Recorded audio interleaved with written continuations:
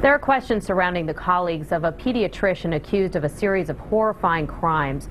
Dr. Earl Bradley was charged with molesting more than 100 young patients at his Delaware practice. And as chief legal correspondent Jan Crawford reports, this type of crime may be more common than you think. The case of Dr. Earl Bradley follows a pattern. Whispers in the community, sporadic complaints to authorities, no action. She just came out and said, "Why did Dr. Bradley kiss my tongue?" And so you called the police? We called the police that day. She is one of a half-dozen parents we interviewed who say their children were molested and asked their identities be concealed. The state prosecutors felt that there wasn't enough evidence to charge him or to go in with a search warrant. It was devastating. The shock and anger that has cast a dark cloud over this town is not confined to Lewis, Delaware. In doctors' offices in other towns and other cities across America, there are predators who parents trust to heal their children, not to hurt them.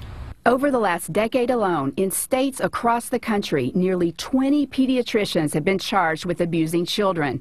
Those are the criminal cases. Most complaints never get past state medical boards. Pediatrician Eli Neuberger is a professor at Harvard Medical School. He compares pediatric child abuse to the priest scandal that rocked the Catholic Church. We're dealing, I think, with a systemic problem and an organized cover-up. Just last October, pediatrician Michael Roy Sharp was charged with raping a patient, a teenage girl. He had been fired from 2 hospitals in Tennessee after accusations of sexual misconduct, but he was never disciplined by medical authorities and set up practice in Alabama.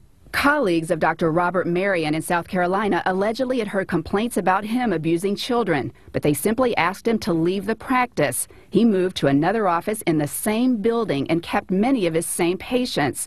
They never knew about his predatory behavior until he was charged with abusing 4 children. If the perpetrator is one of their colleagues and reporting would ruin that man's life and career, they would much sooner not report, even if it endangered children. There's a code of silence, and I think that code was upheld to the nth degree in this case. Attorneys Craig Karsnitz, Bruce Hudson, and Ben Castle represent parents whose children were allegedly molested by Bradley.